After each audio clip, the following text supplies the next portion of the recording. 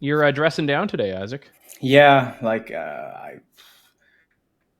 I mean, it's almost unbearable in my house heat wise. So I thought that a suit would be a bit too hot, even right now, without the fan on. Even with the Yeah. fan on, I'm barely surviving here.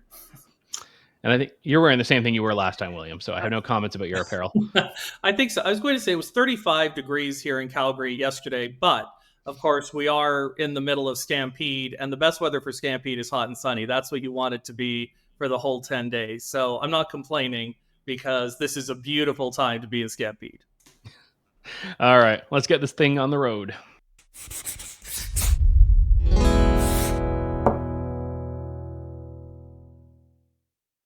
Hello and welcome everyone to another exciting, or at least I hope exciting, edition of Off the Record. This is our Friday kickback show. We cycle through a rotating cast of the True North characters and we chit-chat about the stories we have covered through the week. Some of the ones we didn't get to. We try to find the lighter side in this turbulent, chaotic, and crazy world as much as we can. As I've joked with a couple of people, the worse things are for the country, the better they are for our shows. And Off the Record is no exception. I'm Andrew Lawton with you for the next however long this takes, joined by True North Chief Operations Officer, or is it Chief Operating Officer? I don't know. I just call you COO usually, William McBeath, and our Alberta correspondent, Isaac Lamoureux. Good to have you both with us. How's the Alberta summer treating you? It's great here in Calgary. As I said, Stampede season, everybody's happy. It's hot, it's sunny, we have water again. Everything's coming up Calgary. Yeah, it's okay here, I guess. Really hot. I'm dying in my house. And all my friends are at the Stampede. I guess they don't have to work 9 to 5 jobs, so they can just go whenever they'd like. But I'm obviously in my office working. So Yes, and don't you forget it. You're also in Edmonton, so it's not like we're the reason. It's not like I'm keeping you from Stampede. Geography is keeping you from Stampede. Now, what we did do is force Isaac to turn off his fan before the show began because it was like coming through to the microphone. So if he's like just like melting into a puddle by the end of it, that will be why. So this is the benefit of live to tape. Anyway, I must say, despite how people may make an assumption based on my appearance, I'm not a huge fast food person. Certainly, I could not tell you the last time I was at a KFC, but KFC has been in the news this week. Isaac, what's going on? yeah, I actually can't tell you the last time I've been to KFC either. But I definitely don't plan on going anytime soon, given the recent news, which is that Ontario KFC restaurants are going halal friendly or Muslim friendly with halal chicken and the removal of pork products from their menu. So all of the restaurants in Ontario, except those in Thunder Bay and in Ottawa, have switched to halal chicken and removed pork products like bacon from their menu, except for the joint KFC and Taco Bell locations. So You yeah, still get your bacon if the KFC is sharing a roof with a Taco Bell? that's Okay. right. So if you really want your bacon, you're going to have to go to a shared location. And when we were discussing this on Monday, when we weren't even sure if it were true or not, I thought for sure that it would be the case that it was just one radical owner at one KFC location, but all across the province. I mean, this is very surprising for me, especially considering I like to think that Western culture sees bacon as one of their favorite foods, whereas when I was looking at the data, the Muslim population in Ontario is about 5 to 6%. So you're really alienating a lot more people than you're catering to. I'd say. What do you guys think? Yeah, and also I would say everyone's focusing on the Ontario bit, but if you can put that letter back up, this is a letter that KFC sent out to community leaders. So I believe it was sent out to like the heads of various Muslim organizations and mosques back in May. It says this will be followed by the rest of Canada by year end. So by the end of the year, they'll have taken this Ontario project and made it national. So this is causing a bit of a moral panic of sorts on Twitter. You've got some people that are saying, boycott KFC. I don't want to eat that halal chicken. I actually am of the mindset that I don't really care. I've had halal chicken. One of my favorite go-to things if I am out in the world is shawarma, and shawarma restaurants are almost all halal. I do think that whenever a company makes a decision like this, you always have to wonder why. Is it because they're looking at a decision that's being made for commercial reasons, or is it that they're doing something to try to pander? And apparently, I didn't realize this until I was looking into this story. almost all the chicken chains in Canada are halal. Like Mary Brown's is halal, Popeyes is halal. So KFC in that way is a bit of a laggard. I'm more intrigued by the removal of bacon, because it's one thing to add something to the menu that doesn't really change anything for anyone else. Like you don't become a Muslim when you have halal chicken, but taking away something that consumers wanted, that to me is a bit more that to me I find a bit more interesting here. What do you think, William? Yeah, I was thinking about the bacon thing, and I don't recall the last time I was at a KFC, and I'm not sure if anything they sell has bacon on it. But then I Well, thought, they said they were removing pork from the menu, so it must have been on the menu in some form. I guess so. I mean, logically, yes, that would make sense. I guess then I was thinking though that if you think about big fast food chains like McDonald's or Burger King or even Subway, and I mean Starbucks has breakfast sandwiches, all of these places have bacon.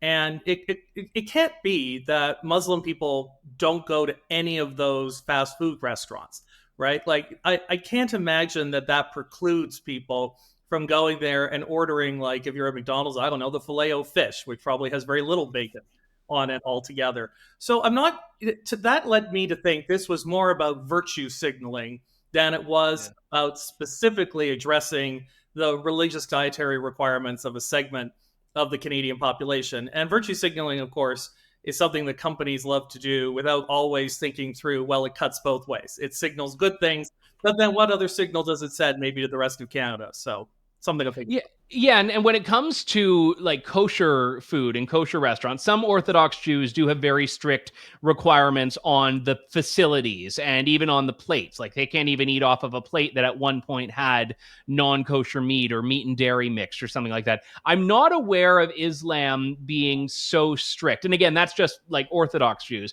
So I don't even think there is a facility rule where if bacon was served on something else, they can't have even the halal chicken on the menu. I don't know about that, but what was the reaction like to this that you saw, Isaac?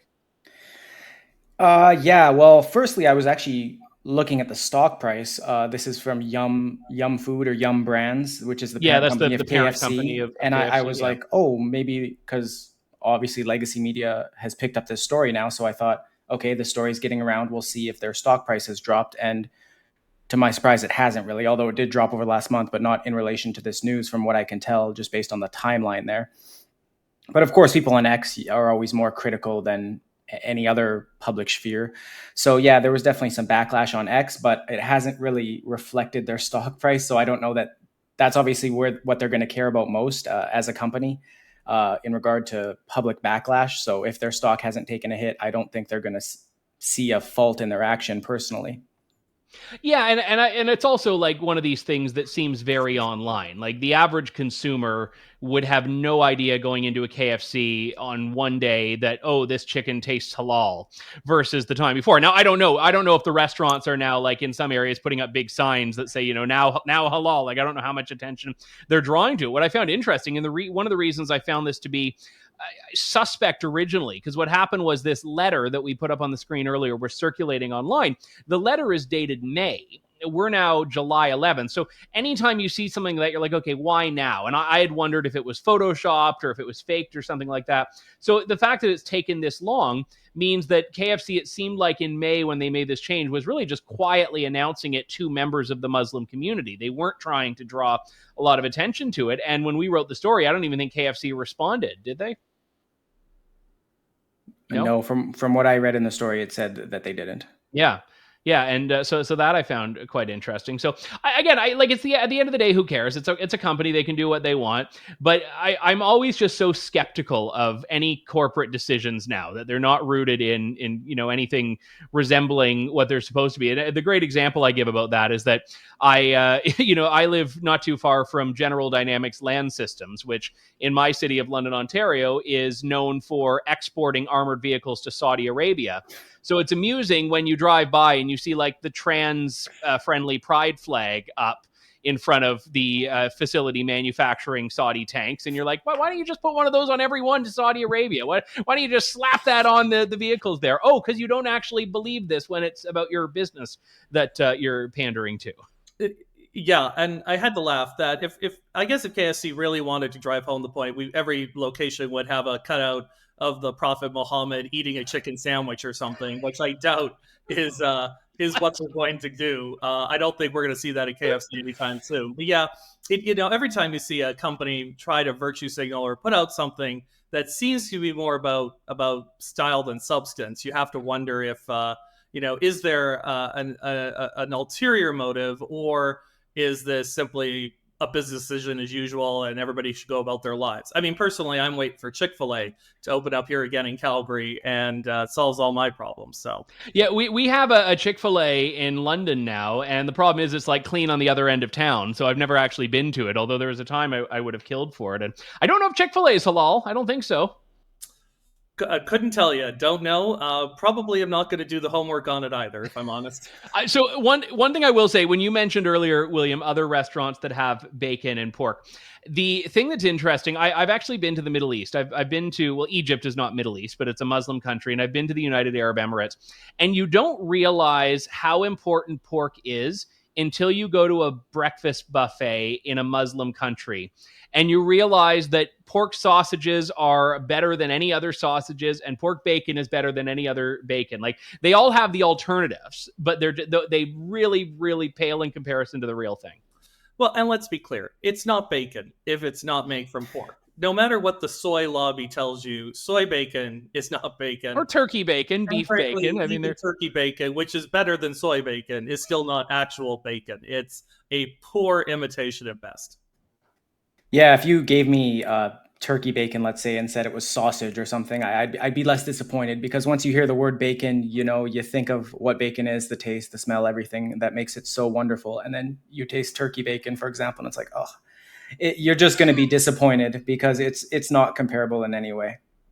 All right. Well, we can all agree on the importance of bacon. Anyway, let's move to the next topic, which I've very much forgotten. So excuse me while I desperately try to find where we are in our rundown here. Oh, I'm not even doing it. It's you.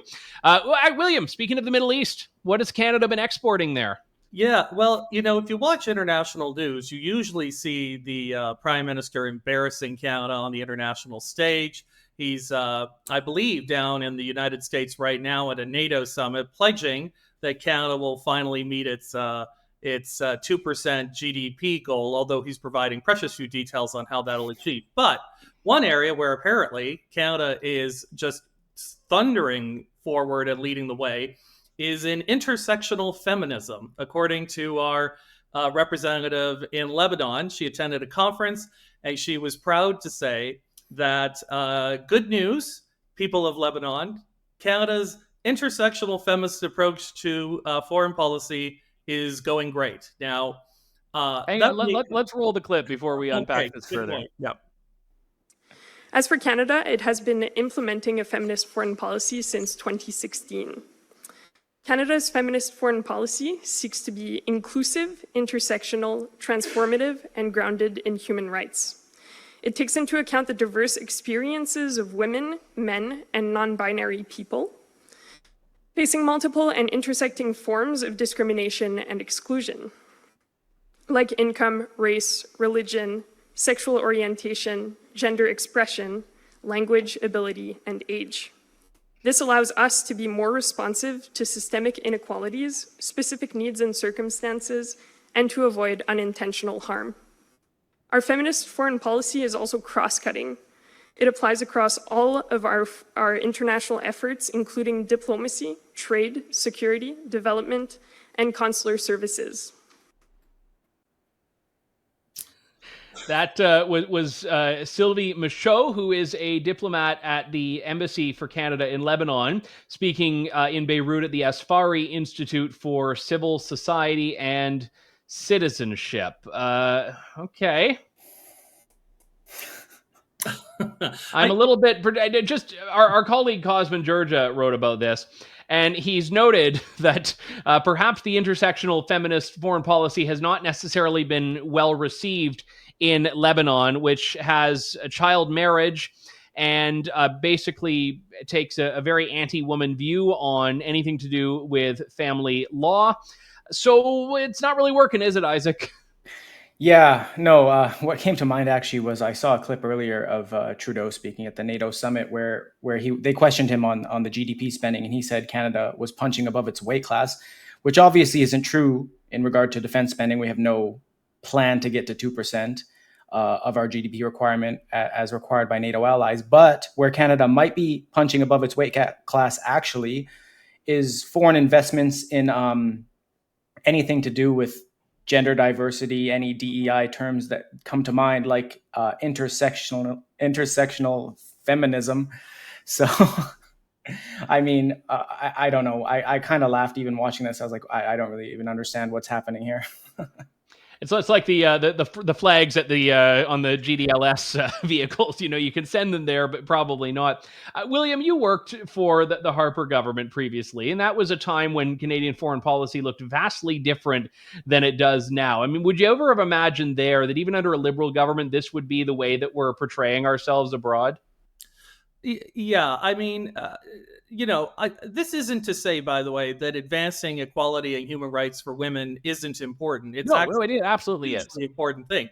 The problem is the woke speech that so many of our diplomats now seem to employ at the behest of our current government does tend to make countries like, say, example, Lebanon, who is possibly going to go to war with Israel at some point in the near future. Possibly it seems out of step with the everyday concerns of people who are living in that country, that maybe focusing on intersectional feminism is a luxury compared to, say, fundamental human rights, the abolishment of religious courts, which tend to persecute minorities, women, and people of different sexual orientations, or the fact that large swaths of the country still don't have the infrastructure and quality of life that you would expect. So, when we show up in these places and preach about woke nonsense, it diminishes Canada's standing in the world. And certainly, say what you will about Prime Minister Harper, he was taken far more seriously and treated with far more respect than the current incumbent is right now. I think there's something to the idea of leading by example rather than preaching. And, one of the things that the Stephen Harper government did was ensure there was a path for gay people who were being persecuted in their home countries. This was something they've done, and the Liberals have continued. And showing that you respect gay rights, that projects a positive image to the world. The problem when you go into countries that have vastly different worldviews and you start telling them how they're supposed to do things, it just doesn't work. And I mean, Saudi Arabia is an interesting example of it. I saw this week there's a Nike ad that has been made that's in Saudi Arabia that is all about basically women's empowerment. It shows, younger females that aren't wearing hijabs, that are doing sports, that are swimming, running around, playing. And again, the idea that an ad like that in Saudi Arabia, which again, a country that I will not say is at all a bastion of liberalism for women's rights or any other minority rights, but that ad could be made there would have been unheard of. But you don't get there by finger wagging. And that's, I think, what the Canadian government is doing on a lot of these things.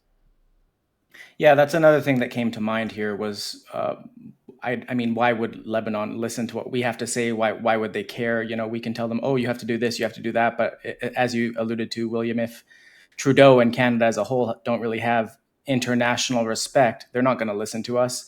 That's something people always brought up about former President Donald Trump, was like he said things, sure, but he also commanded leaders' respect.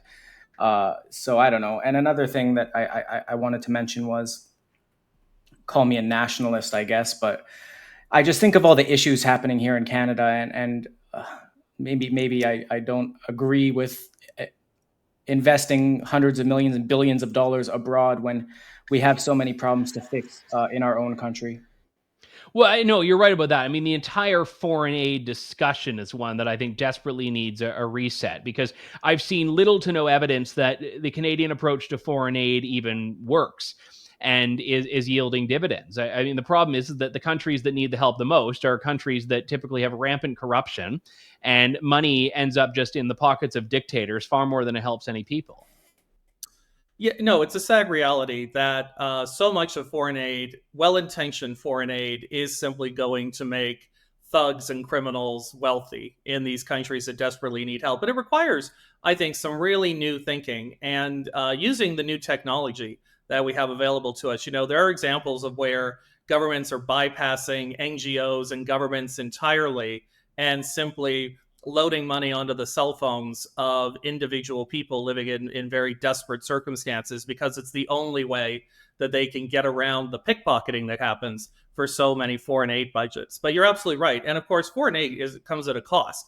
Money we spend on foreign aid is money we can't spend on Canadian healthcare, is money we can't spend on our armed forces, is money we can't spend on any other of the 1,000 priorities that exist. So, when you see Canadian diplomats traveling the world and talking about things like intersectional feminism, it does make you wonder, really, how much bang for our bucks we're getting on this dog and pony show that we call foreign affairs.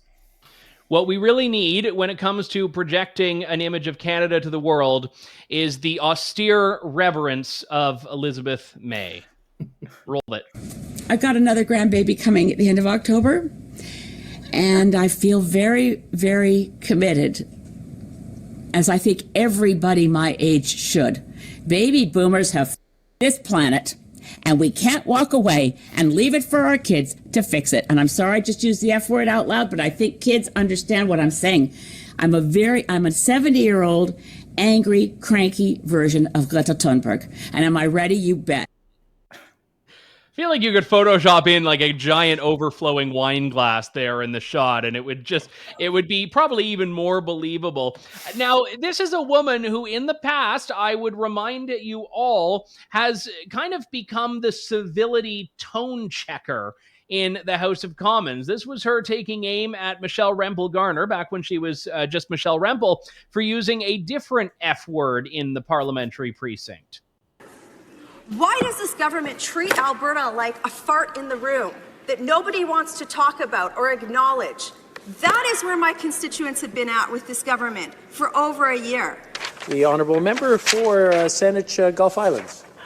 Interrupt my friend in her speech, but I heard her say a word that I know is distinctly unparliamentary, and I think she may want to withdraw it. The word was F-A-R-T.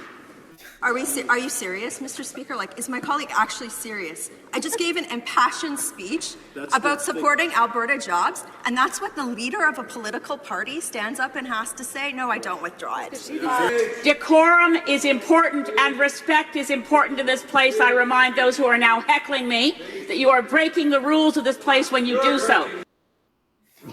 Okay, just again, let's go back to the other Elizabeth May clip, Elizabeth May this week. I just want to get that sense of decorum.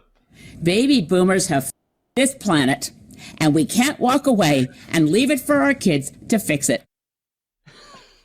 I'm not one of these profanity pearl clutchers. I keep profanity out of my show, and we generally keep it out of True North. If you want to get Elizabeth May uncensored, you can do that on Twitter.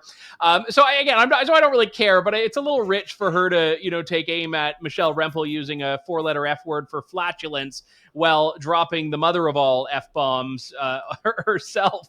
Am I paying too much attention to Elizabeth May, Isaac? I'm totally prepared to accept that. I don't think so. And look, a lot of the chatter online, let's say, has alleged, I guess, that she was drunk or whatever. And I don't want to speak to that because I don't know whether she was or not. But I am slightly, I will say, concerned about Elizabeth May. Is she okay? On numerous occasions now, we've seen very odd things. Most recently, from when she had a completely different interpretation of the NSOP report than Jagmeet Singh did, because of course he said there were treacherous MPs, and she said, "Oh no, there's no treacherous MPs." The media blew it out of proportion, which are two very, very, very different things to say about that report. Very different. Yeah. So I'm very concerned about Elizabeth May. Also, her co-leader or whatever, Jonathan Pedneau, just resigned, and he said it was family issues, but of course there could be something deeper to that story as well. I'm not really sure. I don't know. And Elizabeth May is kind of all over the place. She also just said that it was, quote, obvious that it was time for Justin Trudeau to step down, which I wouldn't say I disagree with. But I mean, she's really putting herself out there more than we may have been used to in the past. She's basically made herself out to be the permanent leader of the Green Party. There was that brief break from her with Anna May Paul, who was probably one of the more credible, sensible people that party has. And now we're like right back into Elizabeth May being just the permanent party leader for the Greens. Yeah, I mean, maybe I have a soft spot. I enjoy an Elizabeth May press conference because they're rarely dull. You never quite know what you're going to get when she opens her mouth and starts sharing her things. And where was it she did, like, she played the Welcome Back Cotter theme song, and Lisa Raitt had to pull her off stage? Was that the Parliamentary Press Gallery dinner? I think he's talking about Omar Cotter and called him like classy. That. It was a weird, in classical times, we would refer to politicians who maybe had a glass or too much to drink as tired and emotional, looking tired and emotional. But just on the whole use of foul language, perhaps Elizabeth May was more upset about the word fart because, of course, that involves the release of greenhouse gas emissions, which we know she's quite passionate about. So maybe that's what drove her to the double standard. As soon as you started that sentence, I'm like, is he going? Is he? Yep, he's going there. She's offended by methane, not profanity. It's a big part of the greenhouse gas cocktail. But I think methane contributes more to parliamentary decorum than anything that's come out of Elizabeth May's mouth. Yeah, quite possibly, but I'd say, at least she isn't dull. At least we aren't getting just another boring talking point filled speech. Oh, so I just looked it up. The Elizabeth May thing on Omar Cotter, it was 2015. It was during the Parliamentary Press Gallery dinner, and she used the F word there too. She said Omar Cotter had more class than the whole effing cabinet. So it really, and this was before she tone policed Michelle Rempel, now Michelle Rempel Garner. So my goodness, okay. Well, Elizabeth May, there we go. We'll move on to our next topic today. I keep going away from the screen that has the topics on it. Oh, this one is also yours, William. This is, speaking of emissions, one of our favorite things to talk about here, climate hypocrisy. Yeah, and how to get yourself a government travel agent, because I can tell you I'm pretty jealous about where some of these people get to jet off with. In this case, and believe it or not, we have one, our climate change ambassador, who's been on the job for just about 2 years, spending $250,000 on travel expenses, which, you got to admit, in 2 years, that's a pretty impressive level of spending. I think you really have to quite work at spending that much money in such a short period of time. But of course, what so infuriates ordinary Canadians like us, it was just a few weeks ago where Mark Holland chastised anybody who was thinking of taking a summer road trip as being a climate killer that's going to let the planet burn. And then meanwhile, you've got the ambassador for climate change crisscrossing the country on flights and staying in these very expensive hotels and achieving no one knows exactly what. Certainly not a reduction in our greenhouse gas emissions. I would imagine hers are vastly higher than the average Canadian. So just another example of climate hypocrisy, a government that says, do as I say, not as I do. Yeah, and I remember John Kerry was the one criticized in the U.S. because he's their climate envoy, and he was taking private jets, and he was asked about this at one point, and he very glibly said, well, he's too busy. He can't always fly commercial. And I had actually asked John Kerry about that when I saw him in Davos, where he is a bit of a mainstay. And it's the same sort of glibness you get from these people because they believe that they're more important than you. So they need to fly around the world because they have a really, really important job to do. The rest of us plebs, no, we don't get to.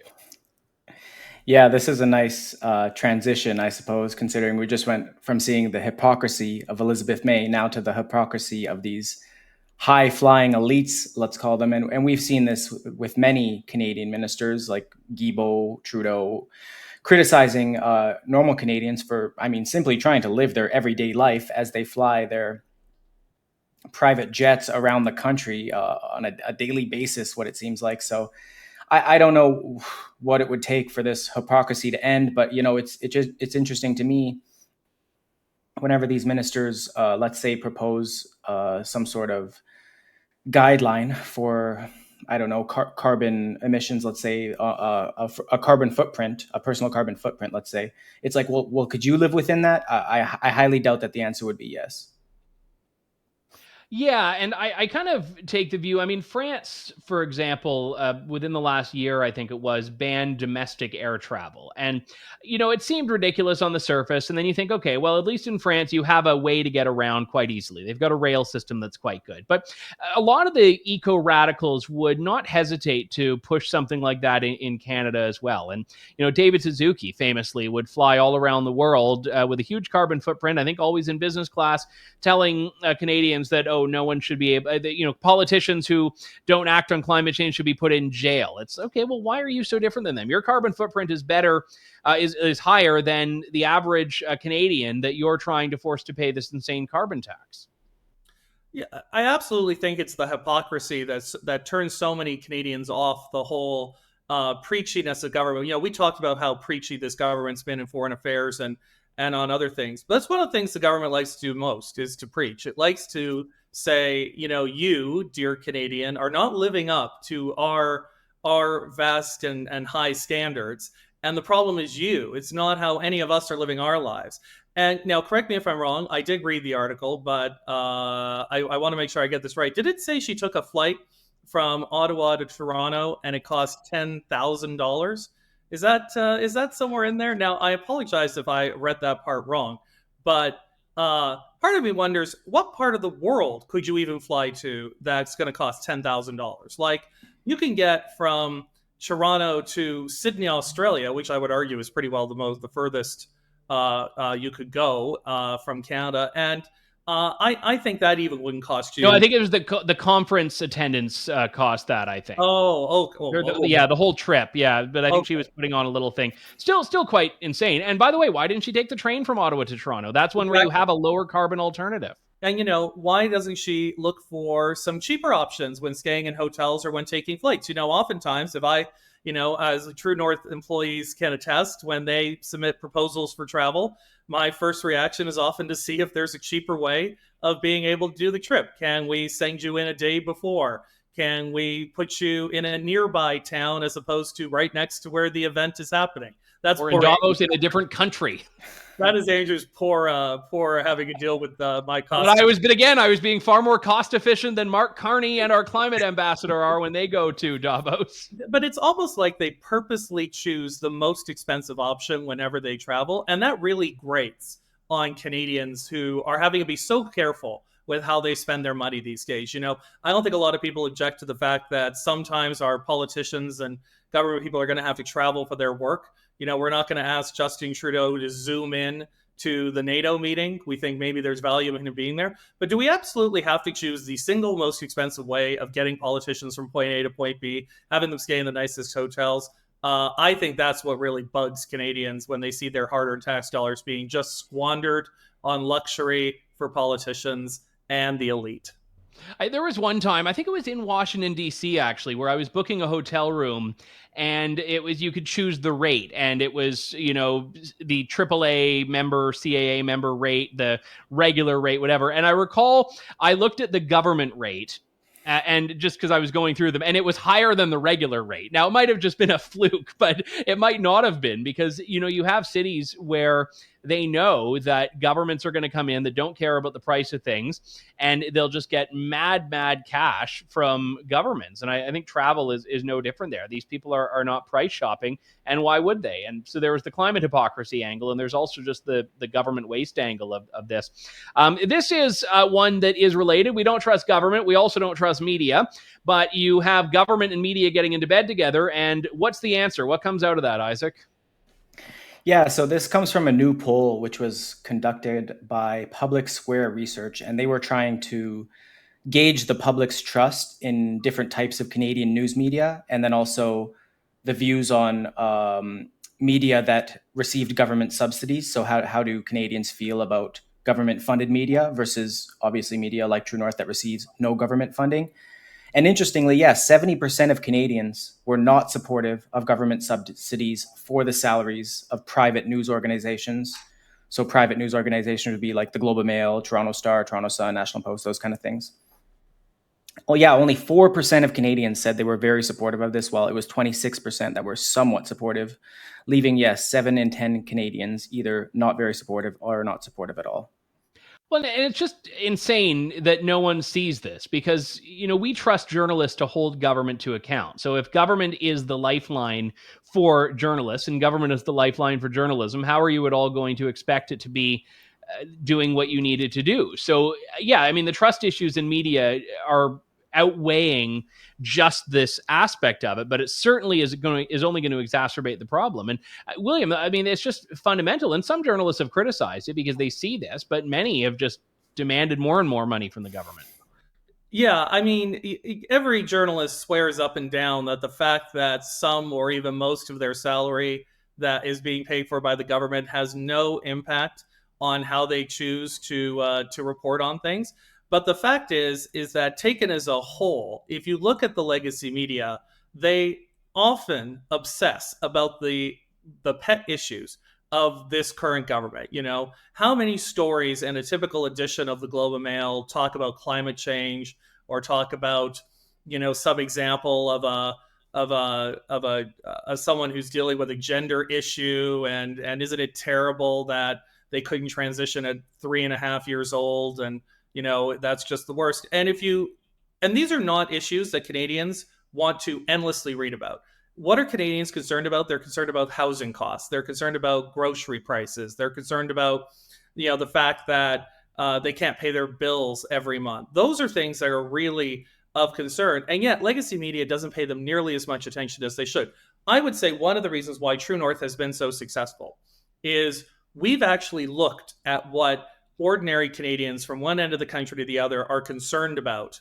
And we tried to make that the central focus of our news and reporting. Mm-hmm. And as a result, I think Canadians in increasing numbers are tuning into us as they tune out from the legacy media. So if that trend continues, I think you are going to see the legacy media either becoming, solely dependent on government funding to stay in power, or we will simply see the end of Canada's legacy media as a whole. Yeah. Oh, go ahead, Isaac. Yeah, just something interesting the study brought up, which was that it said that most Canadians were completely unaware on how much funding these legacy media journalists were receiving. They estimated that there was up to 50% subsidy on those journalists' salaries of up to $85,000 a year. And then just speaking quickly on trust in legacy media, they cited a 2023 study in this research that showed that the decline in legacy media was the trust of legacy media was 55% in 2016, declining to 40% in 2023, which Trudeau was speaking on an Alberta talk show in February, where he said that, quote, conspiracy theorists and social media drivers were the ones undermining mainstream media to prevent people from essentially believing a common truth, which was why the legacy media was failing. However, the recent polling showed that only 12% of Canadians felt that they were getting the truth from mainstream news. I mean, what a low number. And then another 20% said that they believed news coverage in Canada was fair and transparent.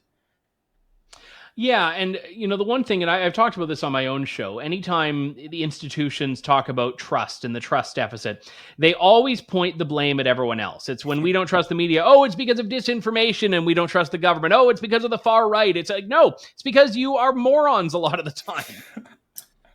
Absolutely. Or you've covered something with such a biased slant or ignored such an incredible part of it that reasonable people watching it simply say that is a lousy job you've done. And if you're lying to us about this, what else are you lying to us about? And I've always been, I guess, prideful in the work that True North puts out, because obviously I'm very skeptical when I read anything legacy media. Okay, what in here is actually true? Because I often find faults in their work, whether that's intentional or not. But even in other independent medias, when I'm reading their stories, I often find errors. So I like to think that we produce stories that generally contain very little errors in comparison to the rest of the industry. So yeah, I just wanted to say that. Well, no, you're right. And one point, and I mean, I'm the managing editor of True North, so I've insisted on this, but I think a lot of our team does it anyway, is primary sources. Like, don't just report on someone else's report on a report. Find the report itself. Find the documents yourself. And I know, Isaac, you've had me tell. I mean, actually, Isaac is really good at that, because Isaac loves reading the report, and then you'll end up with like, oh, sorry, I am late because I have to read this 179 pages to do it. And I was like, well, I technically asked you to, so I can't really complain. But it's so key, because oftentimes, especially with academic studies, like I used to do this all the time on my old radio show. You'd get like a news story about an academic study that would have this fantastic headline. You're like, wow, that's great. And then you're just like looking at the study and you're like, but it doesn't say that at all. And it's so you've got like a journalist that either is putting sensationalism first, or a journalist that doesn't understand what they're writing about. But give your primary source. And the one thing also that we're good at in True North is linking to the primary source. Like, we don't want to be information gatekeepers. We want you to have access to the same thing we did. A lot of media will reference something but not actually direct you to the original. They'll say, oh, in these documents we've obtained, but they don't show the documents, whereas we embed them because, yeah, we want you to check our work. That keeps us accountable. My favorite example on this is there's a claim that is recited ad nauseum by legacy media, and it's that there are 300 far-right hate groups or white nationalist groups active in Canada.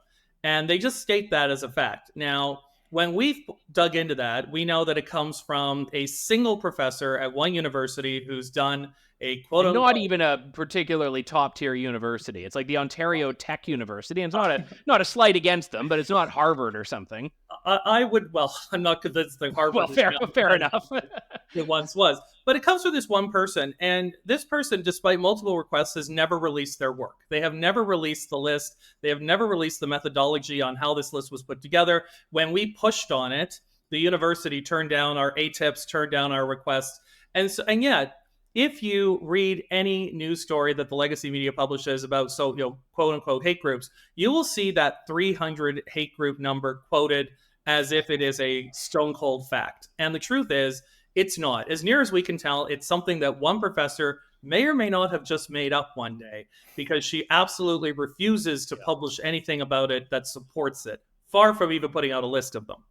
Oh, yeah. For all we know, it's, she was going by Facebook groups or something. There's a Facebook group that posted something she didn't like. So, let's put it up on the list of 300 anyway. So Barbara Perry, it's not too late to show your work. We'll take it. We'll publish it in full. You should be happy as a researcher, drawing more attention to your work, unless that is you don't stand behind it. But anyway, that does it for us for today. My thanks to Isaac Lamoureux and William McBeath for coming on the show as always, and all of you for tuning in. We'll talk to you next week, but have a great weekend, everyone.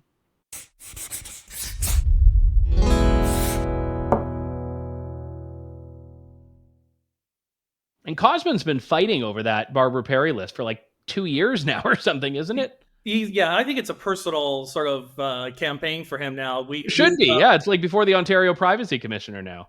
When Cosman ATIP'd it, the university came back and basically said, it's research in progress, therefore we can't release it. Except it's been research in progress for years and years. And she's still releasing the claim, which suggests that part's not in progress. Absolutely. She's still making this claim, without a shred of evidence. And as a result, I think if you read any of those legacy media stories, they provide none of that context. None of them are saying, and by the way, this is just this one person's thing from a report she won't produce, from a list she didn't cite, how she compiled, and we can't see the list. It's just infuriating for those of us who actually like to click on those links and read source documents to try and figure out what the real story is.